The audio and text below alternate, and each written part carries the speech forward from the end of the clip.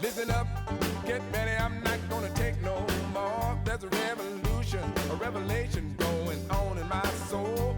Buckle up, get ready, we're not gonna say. Hey, everybody, welcome back to Live from the Heartland. It is for the week of June 1st, and it is the time to go to the back page of the newspapers, which would be our sports section. And once again, we have the one and only my cousin, Adam James, used to play football at Northwestern, working in some film stuff, and a keen eye on all things sport. Hello, Adam. How's it going out there in the California area? I'm doing fantastic. How are you today? And everybody in Heartland, California. It's pretty good. We're in Rogers Park, and it's kind of gray out here. It's not a kind of a grilling Memorial Day, but we're having a good time. There's more sports to watch on TV later today. But I got a hold of you the other day because I was so excited that I thought the Northwestern women's lacrosse team had, for the second year in a row, won the lacrosse championship. Lo and behold, I watched the rerun yesterday of it and keep thinking we're going to win at the end, but Boston College won. But talk to us a little bit about Northwestern lacrosse program. Well, they've done an amazing job. The program has grown over the years. It's one of the premier women's lacrosse programs in the country, and they've done a spectacular job. The field that they play on right there on the lake shore is really a great environment to watch live sports. And yes, they played phenomenal this year. They had a great season, and that's part of the beauty of sports. You get to that final stage and you're surprised by the outcome. So you don't know the ending. And That was really a great ending. It was a great game. Unfortunately for us Wildcats, we didn't get the W, but we're wishing all the athletes the best and looking forward to another exciting season next year. Well, back when you were playing football at Northwestern, you didn't get paid. What's the deal with these new NC2A rules and a court decision that is going to change everything, it looks like? Well, yes, I'm a big advocate of power to the players, giving them, compensation for the work and time and the effort that they're putting in. They are student athletes, and the student part is still a big part of that, but they're generating an enormous amount of revenue for the schools, and they should be sharing in that. So I'm a huge believer in the power of that and the importance of that. But I do also recognize there are certain logistical issues as you begin to have some institutions being able to pay players and other ones being a little bit on the margins, not being able to pay at that same rate. So it's going to slowly over time start to create more of an imbalance in sports throughout the college level. But that's why it's really important that the NCAA be involved to make sure that everything is as smooth and safe as possible, rewarding the players and also making sure that the institutions are set up for success in the long run. I've been watching sports on TV, and I did get to watch the Prefontaine events up there in Oregon. And track and field, been there once before at the old field. It's a whole new setup they've got in Eugene. Yes. But, this Olympic trials are coming up, and the Olympics are not too far off. What do you got to share on that? Well, I grew up doing track and field. I love track and field. It's so much fun. It's a great sport environment. I wish it was more embraced by the fans, the spectators, but it has at times, and certainly at the Olympic time. So this is the time for us track and field advocates to get out and cheer on our United States athletes, as well as from the other countries that we love and want to support. And this is a really exciting time because it is 8 weeks away from the Olympics. So there are a lot of really interesting storylines that are developing, some really great athletes and teams. So just get ready for some fun this summer. Adam, you're a football guy too, as well as track and field. What do you got on the football draft? I know the Bears came away with the number 1 pick. I'm not sure what that means. What do you got on the draft? Well, all the Chicago Bear fans should feel really good going into next year. They've got the number 1 player, the number 1 quarterback, the number 1 future star that many people are marketing as the next generation of great players. Some people are comparing him as far as his style of play, his arm technique, his ability to deliver the ball in a variety of levels and at different spots to Patrick Mahomes. So this player, Caleb Williams, who played here at University of Southern California, USC Trojans, I had a chance to watch him during his Heisman year and then the following year where he struggled a little bit, quite frankly. But he definitely fought through it. He played well while the team did not perform at the level they were all hoping for.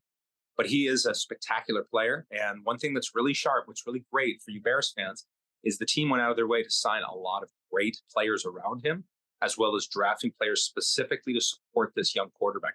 It is something that happens in the NFL now. When these young quarterbacks come in, they really, the ownership, the management of the teams want these young players to play right away. And the reason is it has to do with the money, the pay structure. Years ago, the union agreed to allow rookies coming in to be paid less than veteran players. And as a result, these quarterbacks on rookie deals create a great budget situation for a team. They're spending less on a quarterback so they can spend more on their offensive linemen and their wide receivers and their defense. So that's why a lot of teams really try to get these top young quarterbacks. And then if that quarterback hits, sign them for long term. And that's what the Chiefs did with Mahomes. And the Bears are definitely going to be hoping for that with Williams. Well, let's hope so. I did like Fields. I wanted to keep him, but I understand the deal here. Okay, I assume that you've been watching a lot of basketball. The playoffs. Oh, yes. By the time this airs, we'll know more. But right now, it's we know it's three up on each in the two contenders in the East and the West. Fill us in what you think's going on. Well, it has been a great NBA playoffs. Right now, in the finals of the Eastern and Western conferences, it does seem to be blowouts in both cases. The Boston Celtics are up 3-0. The Dallas Mavericks are up 3-0. And for you casual basketball fans, NBA fans out there, you should know that no team has ever been down 3 games and come back and won the series. So you can almost guarantee that it's going to be Boston versus Dallas. When you're watching this show next weekend, it's still a couple more days before they actually play their first game. They backload the start of the finals because the anticipation is these Eastern and Western Conference series will go long, but it doesn't look to be the case. Women's basketball, of course, is creating a lot of amazing drama right now.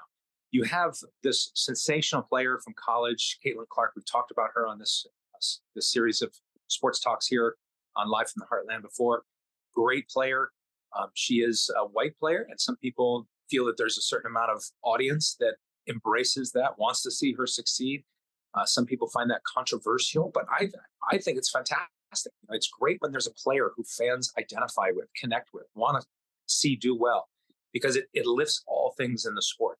And yes, there's no doubt about it. There's a lot of great players in women's basketball. So as a result, the entire sport is doing well. That's really exciting to see how it's developing. And one last thing for those Chicago fans out there, the Chicago Sky are one of the top up-and-coming teams. They look amazing.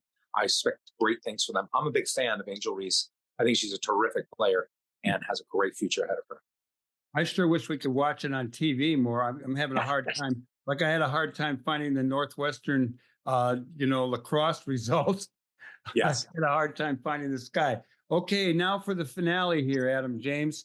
Yes, sir. What I would like you to do is to give our listeners, our viewers, a little bit of, some health and fitness and well-being tips. What do you got today? Terrific. Thank you so much. Yes, as many of you know, I'm a health advocate. I'm a executive with the National College of Exercise Professionals, and I have a martial arts organization, Rainbow Warrior Martial Arts. Strong believer in the power of health and fitness. Highly recommend people embrace that, engage in that. We've talked about this on the show many times. As much fun as it is to watch sports, it's even more fun to play them and to get engaged, get involved. So I highly recommend people get out there and do it.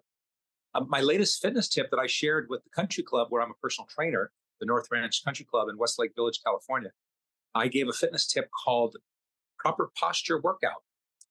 And the idea is that many people are having issues with their posture. And as a result, they are experiencing health and fitness challenges. And so part of my message is one of the most important things you can do for your health is focus on posture.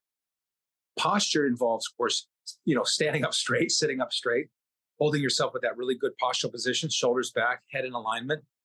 Your core is tight, your abs are tight. And there's a muscle deep inside there called the transverse abdominals. The transverse abdominals is kind of like a weight belt that you're already wearing. A lot of guys like to wear that weight belt in the weight room. You actually have one on right now. And you have to tighten it up. You have to engage it. And the way you do that is by breathing out from your diaphragm. When you contract your diaphragm, you're actually contracting your TVA, transverse abdominals. So part of my message to everybody out there is to exercise with good posture. If you Hold yourself in good posture while you're exercising. You're developing a muscle memory, an endurance of your musculature to hold yourself in good posture at all times. Another thing that's really important to know about working out with good posture is that we tend to push more than pull when we exercise, especially a lot of guys. A lot of bench press and push-ups and the flies and all that. What it's doing is rounding your shoulders. And what we really want to do is do more pulling for our workouts. The more you do those pulls, one of the best ones is a standing shoulder row, not a seated row, but a standing one. And that's another one of my tips when it comes to posture workouts. Is part of the reason why people are experiencing poor posture is because we sit a lot. Modern technology has many wonderful things. There was a time you'd have to go out and get the horse and hitch him up, and then you can go into town. Nowadays, just walk to the car, turn a key, push a button. But no doubt about it, we're becoming more and more deconditioned as a society. So a major part of that is that we sit all the time. So I highly advocate that if you sit at your job and you sit at home when you get off work and you sit when you go from work to home, the last thing you should do when you work out is, Okay, so last thing when it comes to posture workout, the last thing is the core. You're making sure that you're working your core. And core is more than just doing a bunch of crunches. You're going to want to get on a stability ball and get on the mat, get on the floor, doing those bridges.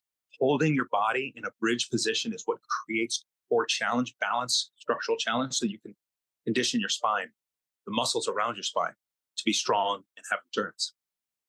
Adam James, thank you very much. I'll be in touch. It's always good to talk to you. Adam and I do talk on a family Zoom most Sundays, and that's been great. And it's led to him coming on live from the Heartland. So I want to thank Adam